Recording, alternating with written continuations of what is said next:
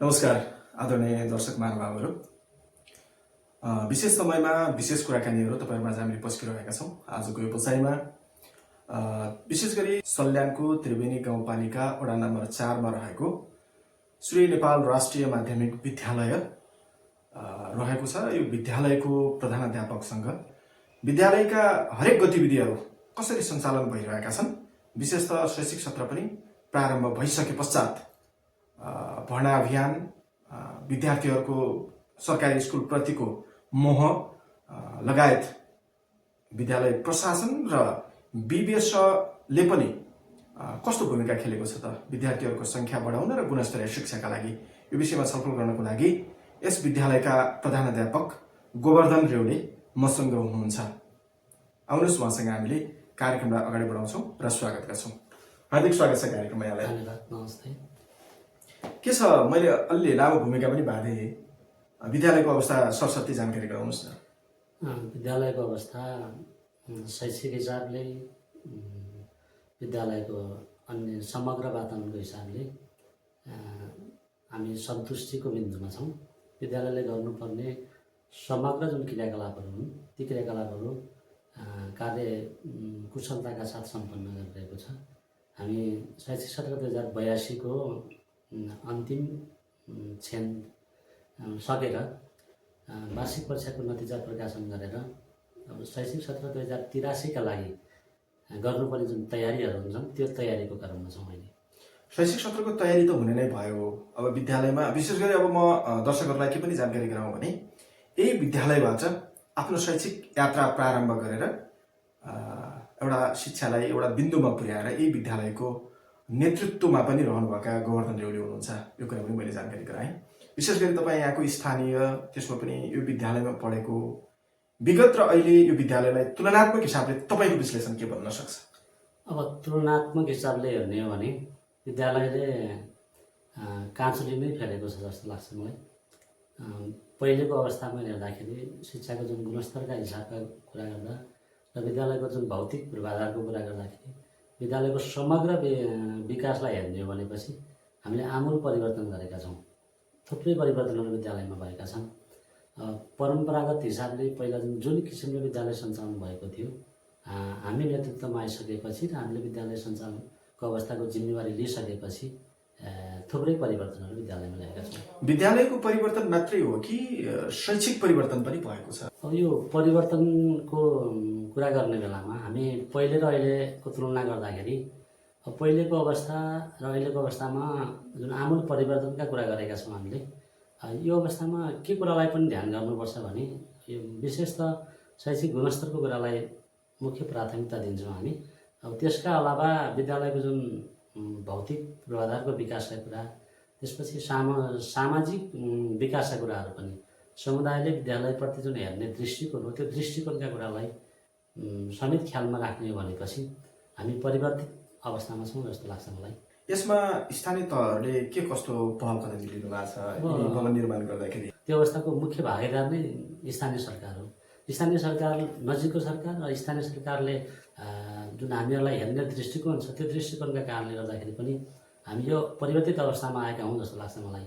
त्रिवेणी गाउँपालिका नजिकको सरकार अनि त्रिवेणी गाउँपालिकाका जुन आदरणीय अध्यक्ष र उपाध्यक्षज्यूहरू हुनुहुन्छ, उहाँले हामी विद्यालयलाई जुन राम्रो गर्ने विद्यालयहरूलाई सहयोग गर्नुपर्छ, अझै राम्रो बनाउन के गर्नुपर्छ भन्ने किसिमको सहयोगहरू, सल्लाह सुझावहरू हामीबाट लिने र त्यसको कार्यान्वयन गर्ने पछि स्थानीय सरकार भएको कारणले गर्दाखेरि पनि हामीलाई सहज भएको छ। परस्पर समन्वयमा हुनुहुन्छ र छलफल गरेर त्यसको टुङ्गोमा पुग्नुहुन्छ र विद्यालय गुणस्तरीय कसरी बनाउन सकिन्छ भन्ने चिन्तन गर्नुहुन्छ।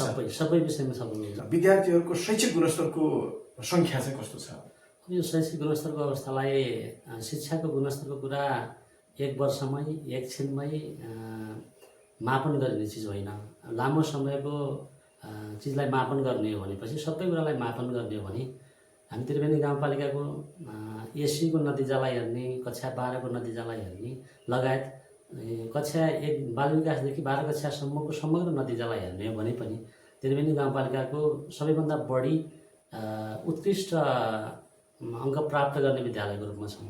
अब यसलाई पुष्टि गर्ने आधार के छ भने त्रिवेणी गाउँपालिकाले गरेको गत वर्षको जुन गाउँपालिका स्तरीय जुन अनुगमन समिति थियो त्यो अनुगमन समितिको मूल्याङ्कनबाट त्रिवेणी गाउँपालिकाको उत्कृष्ट विद्यालय भनेर हामी पुरस्कृत पनि भएका थियौँ गत वर्ष। मापन गर्ने चिज यही होला जस्तो लाग्छ मलाई। त्यस कारण समग्र मापन गर्ने शैलीलाई हेर्ने हो भने पनि, त्यो तौर तरिकालाई हेर्ने हो भने पनि कक्षा बाल विकासदेखि कक्षा 12सम्मको जुन शैक्षिक गुणस्तर, नतिजा, यी सबै कुरालाई हेर्ने हो भने पनि हामी शैक्षिक गुणस्तरको हिसाबले पनि उत्कृष्ट छौँ जस्तो लाग्छ। गत वर्षको डाटा हेर्ने हो भने विद्यार्थीको सङ्ख्यालाई कसरी लिनुहुन्छ तपाईँ? अब गत वर्षको सङ्ख्या 305 जना विद्यार्थीहरू विद्यालयमा अध्यापन छन्। म यो विद्यालयको नेतृत्व सम्हाल्दै गर्दाखेरि विद्यार्थीको अवस्था हेर्ने हो भने 200 जना विद्यार्थीहरू मात्रै थिए त्यतिखेर। अब अहिले हेर्ने भने 305 जना विद्यार्थीहरू अध्यापन गरिरहेका छन्। यो शैक्षिक सत्रमा के छ, विद्यार्थीको सङ्ख्या बढ्ने सम्भावना के देख्नुहुन्छ? अब हामीले गरेका जुन क्रियाकलापहरू छन्, हामीले सञ्चालन गरेका क्रियाकलापहरू छन्, हामीले सञ्चालन गरेका जुन शैक्षिक गतिविधिहरू छन्, ती गतिविधिहरूका आधारमा हेर्ने हो भनेपछि र हाम्रो नतिजालाई विश्लेषण गर्ने हो भने पनि यी समग्र कुरालाई मूल्याङ्कन गर्दाखेरि विद्यार्थीहरूको सङ्ख्या यो वर्ष हामीले बढ्ने अपेक्षा गरेका छौँ। विशेष गरी यो विद्यालयबाट लाभ लिने विद्यार्थीहरूका अभिभावकहरूलाई कसरी कन्भिन्स गर्नुहुन्छ? हामीले अभिभावकहरूको मुख्य उद्देश्य भनेको आफ्ना विद्यार्थीहरूले कसरी शैक्षिक गुणस्तर कायम गर्ने किसिमको विद्यालयमा अध्ययन गर्न पाउँछन् त भन्ने उहाँको मुख्य रोजाइ हुन्छ। त्यो रोजाइलाई हेर्ने भनेपछि अभिभावकहरूले के चाहनुहुन्छ त भन्दा हाम्रा विद्यार्थीहरूले त्यो विद्यालयमा पढाउँदाखेरि त्यहाँ के अरे योग्य शिक्षकहरू हुनुहुन्छ कि हुनुहुन्न, तालिम प्राप्त शिक्षकहरू हुनुहुन्छ कि हुनुहुन्न, अनि पढ्न सक्ने किसिमको शैक्षिक वातावरण छ कि छैन, बालमैत्री वातावरण छ कि छैन, अनि त्यहाँ हाम्रो विद्यार्थीहरूले सिक्नुपर्ने किसिमका जुन प्रयोगात्मक कुराहरू सिक्नका लागि प्रयोगशालाहरूको व्यवस्था छन् कि छैनन्, यी कुराहरूलाई उहाँहरूले हेर्नुहुन्छ। त्यो हेर्ने बेलामा हामीले विद्यालयले उपलब्ध गराउनुपर्ने जुन सबै सुविधाहरू, ती सुविधाहरू हामीले उपलब्ध गराएका छौँ। त्यो उपलब्ध गराउनुका साथसाथै हाम्रो जुन अध्यापन गर्ने शिक्षक सहकर्मी साथीहरू हुनुहुन्छ, उहाँहरू पनि अब्बल हुनुहुन्छ, दक्ष हुनुहुन्छ, आफ्नो विषयमा निपुण हुनुहुन्छ, योग्यता प्राप्त हुनुहुन्छ। त्यो कारणले गर्दाखेरि पनि हाम्रा बच्चा बच्चीहरूको भविष्य सुनिश्चित छ भन्ने मानेर उहाँहरूले विद्यालयमा अध्यापन गराउन पठाउनुहुनेछ र विद्यार्थीको सङ्ख्या बढ्नेछ भन्ने कुरा हामीले अपेक्षा गरेका छौँ। सरल भाषामा, आम जनताले बुझ्ने भाषामा, बोर्डिङ स्कुल र सरकारी विद्यालयहरूको तुलनात्मक हिसाबले शिक्षामा अलिकति फरक देख्नुहुन्छ अभिभावकहरूको सोच चाहिँ कस्तो भयो भने गुणस्तरीय शिक्षा दिन सक्ने स्थिति चाहिँ सरकारी स्कुल छैनन् भन्ने आम अभिभावकहरूको बुझाइ छ। यसलाई कसरी चिर्नुहुन्छ र बोर्डिङ स्कुल र एउटा चाहिँ सरकारी स्कुलको बिचमा देखिएको त्यो ठुलो धरातल खाडल छ, यसलाई सरल ढङ्गले अभिभावकलाई कन्भिन्स गर्न सक्ने तपाईँसँग के हुन सक्छ फर्मुला?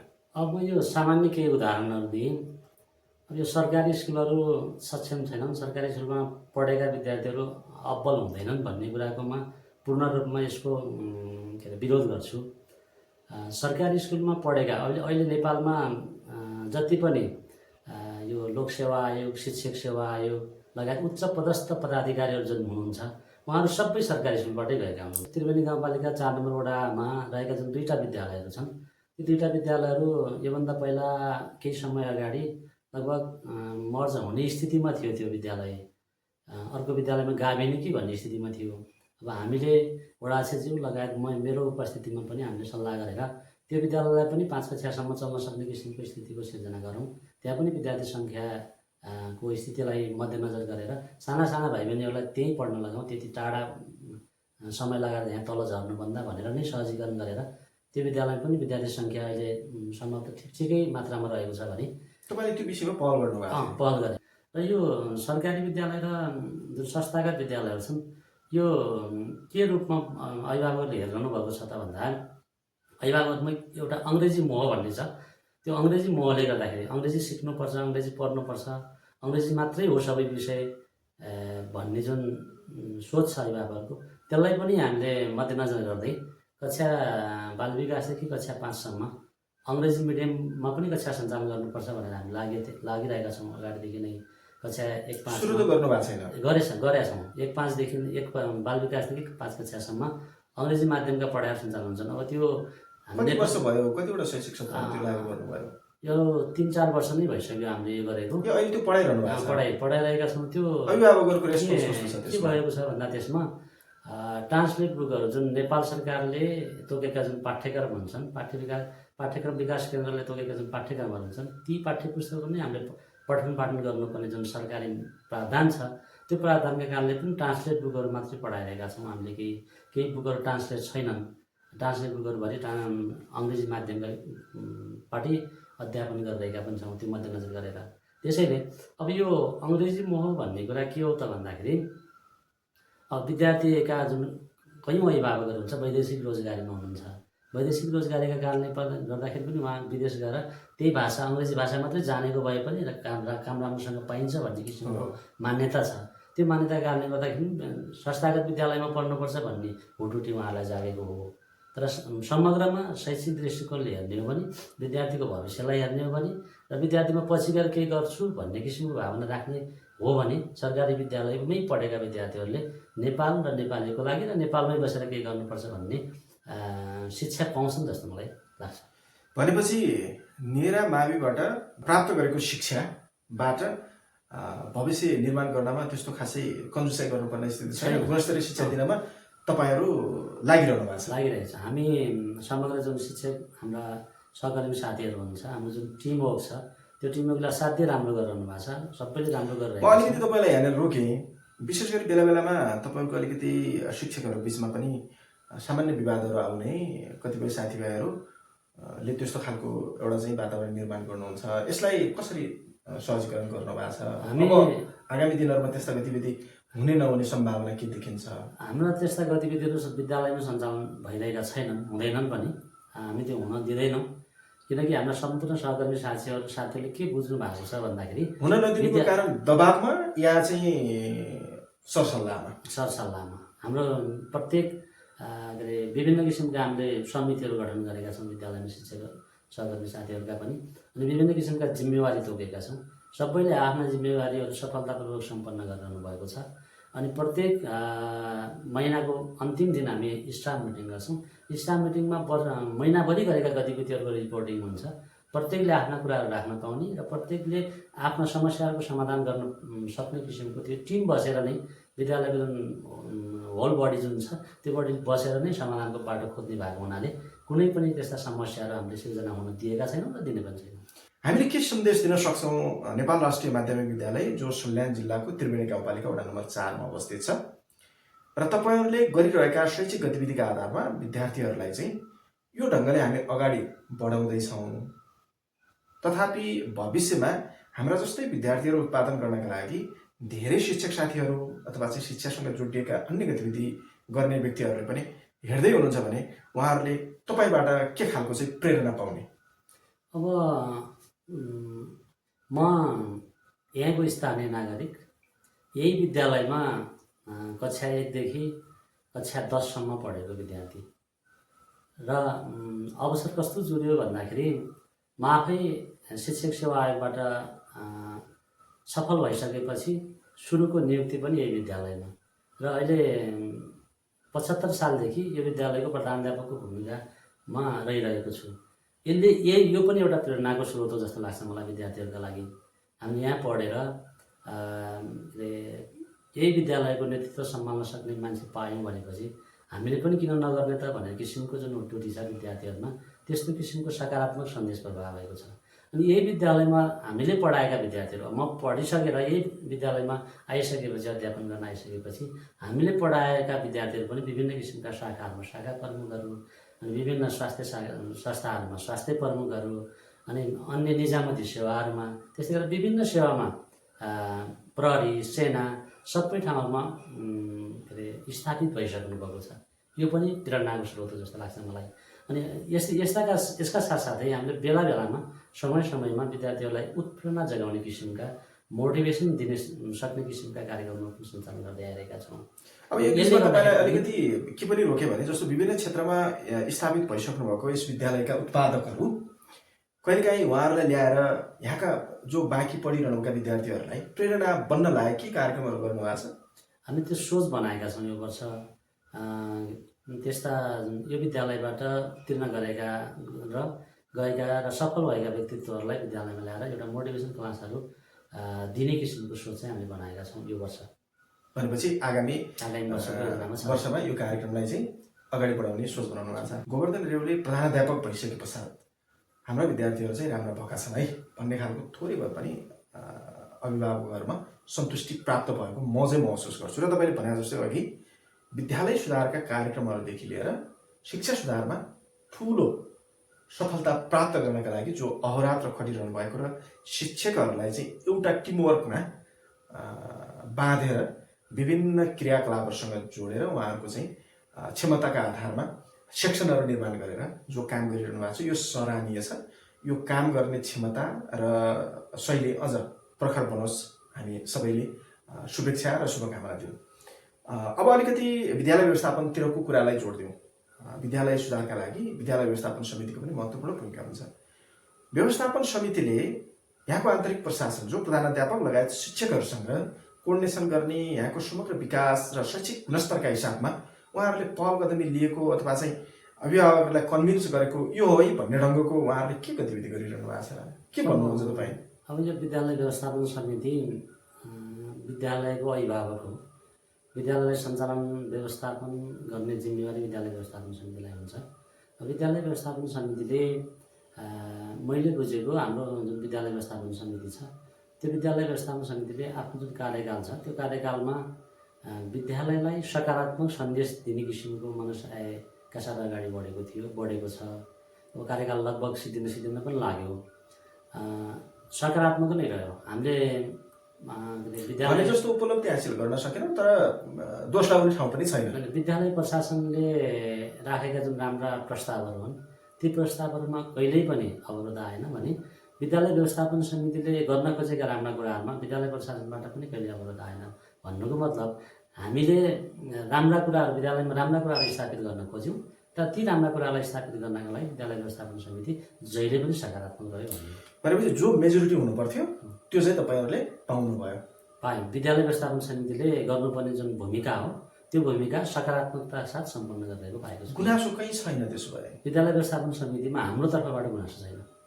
अन्य शिक्षकहरूको त्यस्तो केही छ? विद्यार्थीहरूबाट केही छैन? तपाईँले आफ्नो तर्फबाट भन्ने नै छैन। विद्यालय व्यवस्थापन समिति प्रतिको गुनासो शिक्षकहरूमा पनि छैन, विद्यार्थीहरूमा पनि पाइएको छैन, हालसम्म छैन। हालसम्म पनि कुनै पनि गुनासो गरेको मैले पाएको छैन। अब विद्यालय व्यवस्थापन समितिको कार्यकाल पनि सकिँदै रहेछ, तपाईँले जानकारी गराउनु भयो।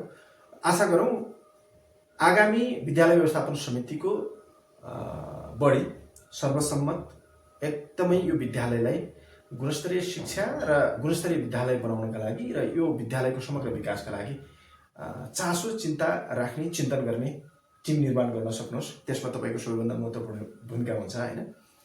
त्यसका लागि म तपाईँलाई अग्रिम शुभकामना पनि दिन चाहन्छु। विशेष गरी अब त्यसका आफ्नै फर्म्याटहरू त छन्, फर्म्याट मात्रै नभएर विद्यालयलाई अगाडि बढाउनका लागि थुप्रै ढङ्गले काम पनि गर्न सकिन्छ। अनि यो शिक्षक अभिभावक सङ्घ पनि हुन्छ। शिक्षक अभिभावक सङ्घ र विद्यालय प्रशासन सङ्घको समन्वय कस्तो छ अहिले चाहिँ? यो शिक्षक अभिभावक सङ्घलाई हामीले बुझाउन सकेनौँ या देशैभरिको समस्या हो। यो शिक्षक अभिभावक सङ्घ भने विद्यालय व्यवस्थापन समितिभन्दा पनि माथि हो। विद्यालय व्यवस्थापन समिति बन्नका लागि चाहिँ सबैले चासो लिने, शिक्षक अभिभावक सङ्घ बन्नलाई त्यति धेरै चासो राखेको चाहिँ पाइन्न। समग्र सल्यान जिल्लामा मात्रै नभएर देशैभरि नै शिक्षक अभिभावक सङ्घ भने के हो, शिक्षक अभिभावक सङ्घ भने त एउटा समिति मात्रै हो भन्ने किसिमको जुन बुझाइ छ त्यो बुझाइलाई चिर्न जरुरी देख्छु मैले। र शिक्षक अभिभावक सङ्घले हामीले बोलाइएका बैठकहरू र हामीले आमन्त्रण गरेका चिजहरूमा आएर आफ्ना सल्लाह सुझावहरू चाहिँ पस्किने गरेको पाइन्छ। तर योजनाहरू, भावी योजनाहरू के बनाउने, कसरी अगाडि बढ्ने, के गर्दाखेरि उपयुक्त हुन्छ, विद्यालय व्यवस्थापन समितिको पनि समितिको रूपमा शिक्षक अभिभावकलाई जुन लिनुपर्ने हो त्यो चाहिँ लिएको मैले पाएको छैन सबै ठाउँतिर। भनेपछि त्यो एकदमै विडम्बनापूर्ण कुरा रह्यो। जो अभिभावकत्वको भूमिका निर्वाह गर्न पर्थ्यो शिक्षक अभिभावक सङ्घले सक्रियताका साथ आफ्नो क्रियाकलाप नगरेको यहाँको गुनासो। शिक्षक अभिभावक सङ्घले के अरे आफ्नो काम सम्पन्न नगरेको भन्दा पनि विद्यालयले के अरे जुन जुन कामहरू गर्नका लागि आमन्त्रण गर्छ त्यस्ता कार्यक्रमहरूमा आएर चाहिँ सहजीकरण गर्ने, सफलतापूर्वक आफ्ना कामहरू सम्पन्न गराउनका लागि सहयोग गर्ने, तर आफ्नै किसिमको छुट्टै योजना बनाएर अगाडि बढेको चाहिँ देशैभरि यो पाएको चाहिँ हामीले छैनौँ अहिलेसम्म। भनेपछि विद्यालयलाई यो ढङ्गले रुलिङ गर्नुपर्छ भन्ने त्यो क्षमता भएर अगाडि आएको देखिएन भन्ने यहाँको भनाइ हो। समग्रतामा यो भिडियो हेरिरहनुभएका धेरै ठाउँका दर्शक श्रोता र आम जनतालाई तपाईँले मैले अघि छलफलमै ल्याएको कुरा चाहिँ के थियो भने सरकारी विद्यालयहरूमा पठन पाठन गर्ने शैली ठिक छैन अथवा चाहिँ त्यहाँको शिक्षा गुणस्तरीय छैन भनेर सबैले नाक खुम्च्याउनु पर्ने अवस्थाको बावजुद अभिभावक र विद्यार्थीलाई तपाईँको सन्देश के हुन सक्छ? एकदम देशैभरि अब केही समय पश्चात विद्यार्थी भर्नाको अभियान चल्ने होला, विद्यार्थी भर्ना हुनुहुन्छ र गुणस्तरीय शिक्षा प्रदानका लागि हामथाप पनि हुने होला। यसका विषयमा के भन्नुहुन्छ? अब हामीले नेपाल सरकारले दिएका जुन निर्देशनाहरू हुन्छन्, नेपाल सरकारले बनाएका जुन नीति नियमहरू हुन्छन् त्यसको पालना गर्नुपर्छ। त्यसको पालना स्वरूप हामीले यो वैशाख 2 गतेदेखि 15 गते अगावै विभिन्न किसिमका योजनाहरू निर्माण गर्ने भनेर नेपाल सरकारले जुन शैक्षिक क्षेत्रको योजनाहरू बनाएको छ। ती योजनाहरू साथसाथै हामीले थप केही योजनाहरू पनि थपेर सम्भवतः हामी त्यसलाई पहिला शिक्षकहरूलाई प्रशिक्षित गर्ने, तालिमहरू दिने विद्यालयका जुन शिक्षकहरू हुनुहुन्छ, हाम्रो जुन 20 जनाको जुन शिक्षक स्टाफ छ, त्यो शिक्षक स्टाफबाट जसलाई जुन विषयमा विज्ञता छ त्यो विषयमा तालिम दिने भनेर मैले प्रशिक्षकहरू पनि तोकेको छु। यो वर्ष सरहरूलाई प्रशिक्षक तोकेर हामी आफै सबै कुनै न कुनै विषयका प्रशिक्षक छौँ र त्यो प्रशिक्षण दिने शिक्षक स्टाफहरूको ट्रेनिङ दिने पहिलो योजना बनाएका छौँ। त्यस्तै गरी वर्षभरि गर्ने जुन वार्षिक शैक्षणिक योजनाहरू हो त्यो शैक्षणिक योजनाहरूको निर्माण गर्छौँ यो बेलामा। अनि त्यो निर्माणका साथसाथै विषयगत रूपमा शिक्षकहरू अब पुरै पाठ योजना बनाएर जानुपर्छ, अगाडि बढ्नुपर्छ भन्ने मान्यताका साथ शिक्षक डायरीहरू पनि उपलब्ध गराएको छौँ सबै सरहरूलाई। त्यो शिक्षक डायरीमा ठ्याक्कै प्लान बनाएर अब यो पाठ्य पुस्तक लिएर कक्षा कोठामा जाने होइन कि पुरै योजना बनाएर के पढाउने के अध्यापन गर्ने भन्ने मनसाका साथ कक्षा कोठामा उपस्थित हुनुपर्छ, शिक्षकहरू प्रशिक्षित भएर जानुपर्छ भन्ने मान्यताका साथ त्यो प्रशिक्षण दिँदैछौँ। अनि युग सुहाउँदो, समय सुहाउँदो आधुनिक जुन प्रविधिहरू छन् ती प्रविधिहरूको प्रयोग गरेर शिक्षण गर्नुपर्छ भन्ने मान्यताका साथ हामीले त्यो प्रशिक्षण पनि दिँदैछौँ शिक्षकहरूलाई। अनि यो वर्ष हामीले गर्न खोजेका यी सबै योजनाहरू तयारी गरेर नेपाल सरकारले तोकेको जुन 15 गतेदेखिको जुन भर्ना अभियान छ त्यो भर्ना अभियानको सन्दर्भमा हामी विद्यार्थीहरू कक्षा भर्ना हुन्छन्, भर्ना भइसकेपछि भर्ना हुन बाँकी रहेका विद्यार्थीहरू र समुदायमा हामी घर दैलो अभियानको कार्यक्रम पनि बनाएका छौँ। त्यो घर दैलो अभियान पनि गर्छौँ। यसका साथसाथै यी सबैहरू सकेर 21 गतेदेखि नेपाल सरकारले तोकेको जुन शैक्षिक क्यालेन्डर छ, शिक्षक नीति नियमहरू जुन बनाएका छन् शिक्षाका, ती नीति नियमहरूका आधारमा हामीले 21 गतेदेखि कक्षा सञ्चालन हुन्छ। अब अर्को कुरा रह्यो यो जुन संस्थागत विद्यालय र सरकारी विद्यालय भन्ने छ। अब सरकारी विद्यालय के पनि होडबाजी देखिन्छ भने मान्छेहरूमा अरू अन्य बेलामा चाहिँ संस्थागत विद्यालयहरूमा पढ्ने अनि पछि गएर डक्टर, पाइलट, इन्जिनियरहरू भन्ने जुन स्कलरसिप लिने बेला हो, स्कलरसिप लिने बेलामा ऊ सरकारी विद्यालयमा पढेको भए हुन्थ्यो भनेर पश्चाताप गर्नुपर्ने अभिभावक पनि हुनुहुन्छ। र उहाँलाई म समग्र रूपमा के भन्न चाहेँ भने यदि देशमै बसेर केही गर्न चाहन्छु, म आफ्नो विज्ञता हासिल गर्न चाहन्छु र देशलाई पनि केही योगदान दिन सक्ने नागरिक बन्न चाहन्छु भन्ने हो भने त्यो विद्यार्थी सरकारी विद्यालयमै पढ्नुपर्छ जस्तो लाग्छ मलाई। अनि संस्थागत विद्यालयमा पढेको विद्यार्थी समग्र रूपमा हेर्ने हो भने नेपालभरि नै डाटा कलेक्सन गर्ने हो भनेपछि औँलामा गर्ने मान्छे मात्रै त्यस्ता सफल भएका उदाहरणहरू छन्। उनीहरूलाई जुन सिकाइने शिक्षा हो एउटा बालमैत्री वातावरण नभएर उनीहरूलाई एउटा कोठाभित्र बन्धक बनाएर केही प्रश्नहरूको मात्रै बन्धक बनाएर परीक्षामा के सोधिन्छ र ती सोध्ने प्रश्नहरूको उत्तरमा मात्रै केन्द्रित रहेर जुन पठन पाठन गर्ने गरिन्छ त्यसले अभिभावकहरूको आँखामा छारो हालिरहेको जस्तो देखिन्छ। संस्थागत विद्यालयको कुरा गर्नुभएको हो, संस्थागत विद्यालयमा त्यो देखिन्छ। त्यस्तो छ शिक्षा प्रणाली संस्थागत विद्यालयमा हेर्ने हो भनेपछि जुन घोखन्ते प्रणाली र तिनीहरूलाई जसरी भए पनि पिटेर भए पनि र यातना दिएर भए पनि त्यही मात्रै जुन आफूले परीक्षामा सोधिने किसिमका प्रश्नहरू हुन्छन् तिनीहरूलाई मात्रै घोगाउने परिपाटी संस्थागत विद्यालयमा मैले देखेको छु। त्यसले के समग्र विद्यार्थीहरूको समग्र विकास हुँदैन। त्यसले विद्यार्थी भनेको एउटा खुल्ला किताब हो, त्यो खुल्ला किताबलाई सबै चिजहरू अध्ययन गर्न सक्ने किसिमको वातावरणको निर्माण गरिदिनुपर्छ र हामीले अध्यापन गर्दाखेरि पनि ती सबै कुरालाई समेटेर अध्यापन गराउनुपर्छ। तब मात्रै देशको सक्षम नागरिक बन्न सक्छ जस्तो लाग्छ मलाई। तपाईँले यति धेरै कुरा गरिरहँदाखेरि एउटा कुरा ठ्याक्कै जोड्न मन लागिहाल्यो। म अघि पनि यो विषय उठाउँ जस्तो लागिरहेको थियो।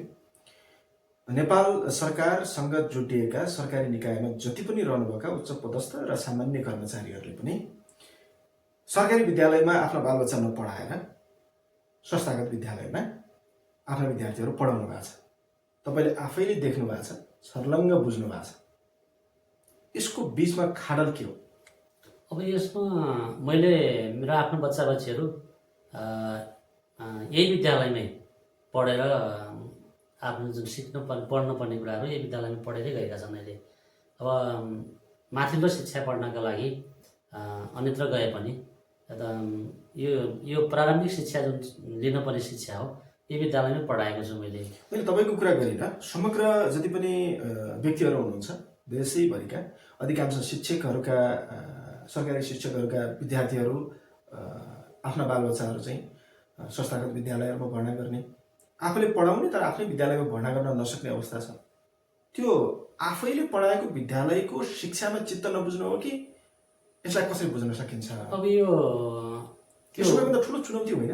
यो उहाँको विषय होला, यो विषय यो के हो भन्ने तपाईँले देख्नु भएको छैन? मेरो विश्लेषण भनेको के अरे संस्थागत विद्यालयहरू र सरकारी विद्यालयहरूको जुन तुलना गर्ने बेलामा संस्थागत विद्यालयमा पढ्दाखेरि यस्तो हुन्छ र सरकारी विद्यालयमा पढ्दाखेरि यस्तो हुन्छ भन्ने विश्लेषण मेरो रह्यो भने अब हामीले त्यो पनि छ, त्यो पनि देखिन्छ।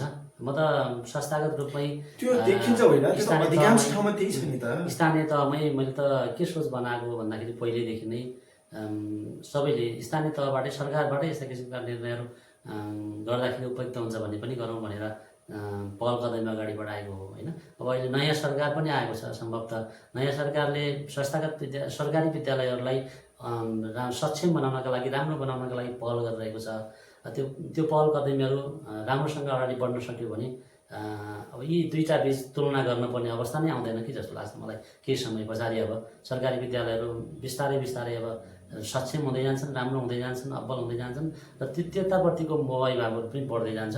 अब यो तुलना गर्नुपर्ने अवस्था नै केही समय पछाडि नआउला सायद। तथापि विगतलाई हेर्ने हो भने त त्यही देखियो। विगतमा थियो, त्यो छ, कतै अहिले पनि छ अझै। अब समग्र बिस्तारै आशा गर्न सकौँ बिस्तारै नयाँ सरकार छ, नयाँ सरकारले लिएको नीति रणनीतिका आधारमा सरकारी शिक्षा प्रणाली अझ गुणस्तरीय बन्न सक्ने र बनाउन सक्ने वातावरण सिर्जना गरियो भने सम्भवतः जुनसुकै क्षेत्रमा रहनुभएका कर्मचारी अथवा उच्च पदस्थ अधिकारीहरूका बालबच्चाहरू सरकारी विद्यालयमा पढ्न सक्ने, त्यहाँ अटाउन सक्ने वातावरण निर्माण हुन्छ। अब यो सरकारी विद्यालय र संस्थागत विद्यालयलाई हेर्ने बेलामा हामीले के बुझ्न पनि जरुरी छ भने अब सरकारी विद्यालयमा पठन पाठन गरिरहनुभएका जुन शिक्षक साथीहरू हुनुहुन्छ उहाँलाई राज्यले धेरै लगानी गरेको छ, उहाँलाई तालिम प्राप्त बनाएको छ, त्यसै गरी विभिन्न किसिमका तालिमहरूमा सहभागी बनाएको छ। उहाँ आफैमा म पनि विभिन्न किसिमका डिग्री होल्डरहरू हुनुहुन्छ, डिग्री पास गरिसकेका मान्छेहरू हुनुहुन्छ, शैक्षिक योग्यताको हिसाबले पनि योग्य मान्छेहरू हुनुहुन्छ, तालिमका हिसाबले पनि योग्य मान्छे हुनुहुन्छ, शिक्षाका लागि योगदान दिन सक्ने किसिमका हुनुहुन्छ। तर पनि मान्छेहरूमा के छ भन्दाखेरि एउटा लहर छ। के अरे मैले यही कुरालाई त अघिदेखि जोडिरहेको छु नि त। जस्तो यो कुरालाई चिर्नको लागि तपाईँको एउटा चाहिँ यहाँको यो विद्यालयको प्रशासनको प्रमुख सँगसँगै यो ठाउँको पनि एकजना चाहिँ होनार व्यक्ति भएको कारणले तपाईँको सन्देश यहाँ मात्रै नभएर आम देशैभरि जाँदै गर्दाखेरि के गर्दा चाहिँ बेटर हुन्छ त र अभिभावकले चाहिँ सहजै रूपमा सरकारी विद्यालयमा हाम्रा विद्यार्थीहरू पढाउन सक्ने वातावरण बन्छ? अब अभिभावकहरूलाई मेरो के अनुरोध छ भने विशेष गरी हामीले सरकारी विद्यालयमा अध्यापन गर्नुका फाइदाहरू र सरकारी विद्यालयमा अध्यापन गर्दाखेरि त्यहाँबाट प्राप्त हुने जुन शिक्षा छ त्यो शिक्षाको जुन दीर्घकालीन फाइदाको कुरा छ ती सबै समग्र कुरालाई बुझ्नका लागि हामीले बुझाउनु पर्ने जस्तो देखिन्छ। आज म तपाईँसँग किन छलफल गर्दैछु भने थोरै मात्र सरकारी विद्यालयहरूसँग जोडिएका, सरकारसँग जोडिएको जो विद्यालय छ, सरकारी शिक्षा प्रणाली छ, योसँग थोरै मान्छेहरूलाई मात्रै चासो, चिन्ता, सामाजिक सञ्जालदेखि लिएर विभिन्न ठाउँहरूमा पनि त्यति खासै बहस गरेको देखिएन क्या। अझ अहिलेभन्दा विगतलाई हेर्ने हो भने त विद्यालयहरू राजनीति गर्ने थलोको रूपमा पनि स्थापित भए। त्यसका आधारमा पनि विद्यालयहरूको शिक्षामा ठुलो असर पर्या देखिन्छ। तपाईँले त्यो कुरा पनि बुझ्नु भएको छ नि। त्यो भएको कारणले अब शिक्षालाई राजनीति गर्ने थलोको रूपमा नलिएर गुणस्तरीय शिक्षा प्रदान गर्ने एउटा पाठशालाको रूपमा सम्पूर्ण अभिभावकहरूले लिन जरुरी छ कि छैन? छ। मैले त यो विषयमा पहिल्यैदेखि म स्पष्ट के छु भने विद्यालय भनेको शिक्षाको मन्दिर हो। यो शिक्षाको मन्दिरमा राजनीति गर्ने मान्छेहरूको प्रवेश कुन रूपमा हुने र कुन रूपमा नहुने भन्ने पनि होला हुन त, र प्रवेश नै हुनुहुन्न भन्ने हिसाबले विद्यालयका हरेक कार्यक्रममा राजनीतिक दलका मान्छेहरूलाई नबोलाउने, राजनीतिक दलका मान्छेहरू भनेर फलानु पार्टीको भनेर आसन ग्रहण नगराउने कार्यक्रममा त्यसरी आमन्त्रण नगरेको पनि छु मैले।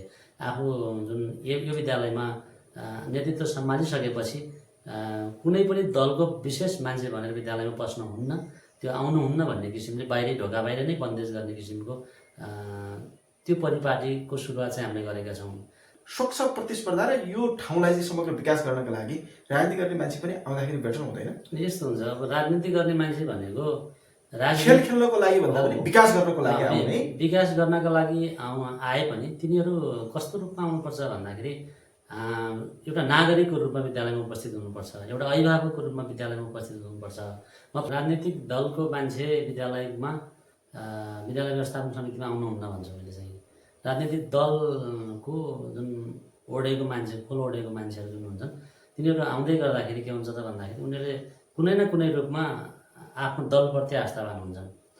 त्यसले ह्याम्पर चाहिँ के गर्छ? त्यसले के असर गर्छ त भन्दाखेरि विद्यालयको एउटा दलको मान्छे व्यवस्थापन समितिको अध्यक्ष भयो भने अर्को दलका मान्छेहरूले उसलाई सहयोग नगर्ने किसिमको वातावरण सिर्जना हुन्छ।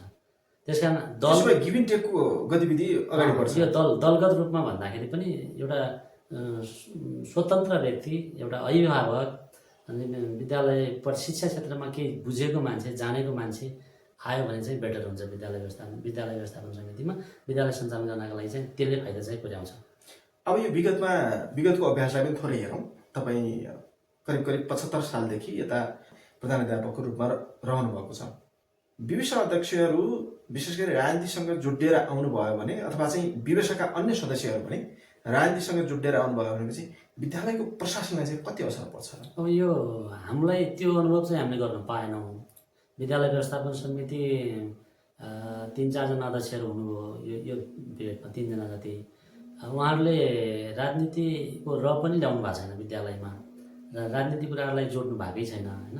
नजोडेको कारणले गर्दाखेरि हामीले त्यस्तो अनुभव गर्न चाहिँ पाएका छैनौँ। भनेपछि यो बिचमा तपाईँले खेलेको भूमिकालाई सर्वोपरि ठान्नु पर्यो। त्यसो भएपछि विद्यालय व्यवस्थापन समिति जति पनि आउनु भएको छ, म फलानु दलको हुँ, म फलानु पार्टीको हुँ भनेर चाहिँ भन्नुभएको उदाहरण चाहिँ छैन हामीलाई। भनेपछि राजनीति गर्ने व्यक्ति भए तापनि राजनीतिलाई चाहिँ प्रवेश गराउनु भएन उहाँहरूले, जसका निमित्त प्रशासन सञ्चालनमा, विद्यालय सञ्चालनमा र यहाँका समग्र शैक्षिक विकासका हिसाबले सहयोग पुग्यो भन्ने यहाँको बुझाइ हो।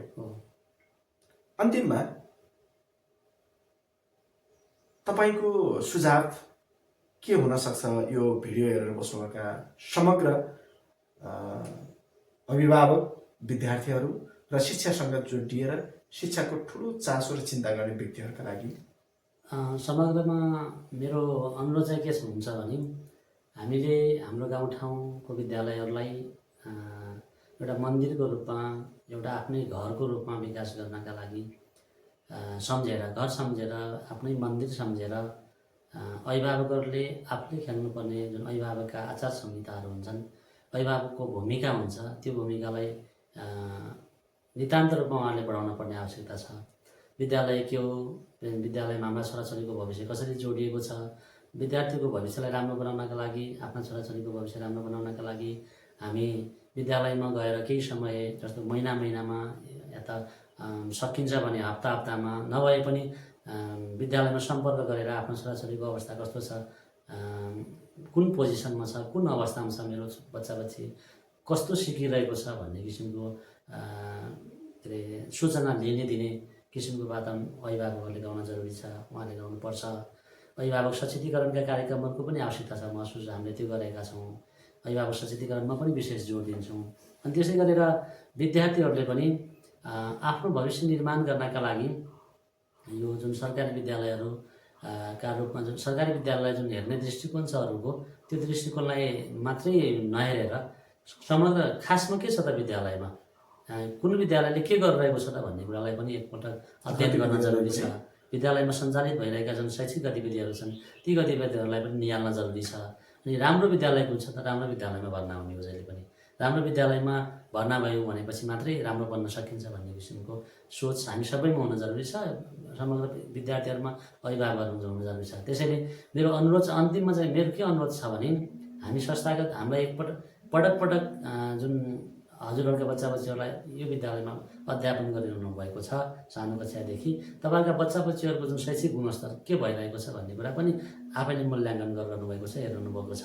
त्यसैका आधारमा हामीलाई विश्वास गरेर पक्कै पनि आफ्ना बच्चा बच्चीहरूलाई विद्यालयमा समयमै भर्ना गरेर जुन 15 गतेदेखि 20 गतेसम्मको जुन पिरियड छ त्यो पिरियडमा आफ्ना बच्चा बच्चीहरूलाई भर्ना गर्नुहुनेछ र हामी 21 गतेदेखि तपाईँहरूका बच्चा बच्चीहरूलाई गुणस्तरीय शिक्षा प्रदान गर्नका लागि हामी जुन अहोरात्र खटिरहेका छौँ, हाम्रो टिम खटिरहेको छ र तपाईँहरूको जुन शैक्षिक गुणस्तर, आफ्ना बच्चा बच्चीको गुणस्तर राम्रो देख्नुहुनेछ।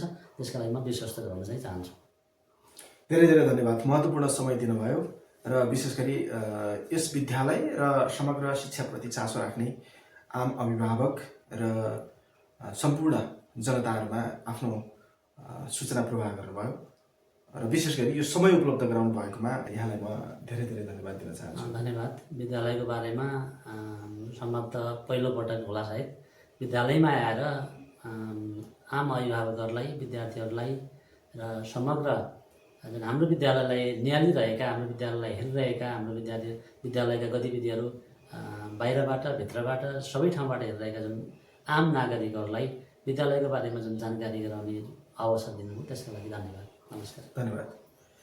आदरणीय दर्शक महानुभावहरू, विशेष गरी त्रिवेणी गाउँपालिका वडा नम्बर 4 मा अवस्थित नेपाल राष्ट्रिय माध्यमिक विद्यालयका प्रधानाध्यापक गोवर्धन रेवडेसँग शिक्षा र शैक्षिक क्षेत्रका अन्य गतिविधिहरूसँग जोडिएर मैले आजको छलफल गरेको छु। यो छलफलमा देखिएका त्रुटि र कमजोरीहरू यहाँहरू सुझावका रूपमा हामीलाई चाहिँ प्रस्तुत गर्नुहुनेछ भन्ने आशा राखेको छु। आजको यस कार्यक्रमबाट म पनि बिदा चाहन्छु। नमस्कार।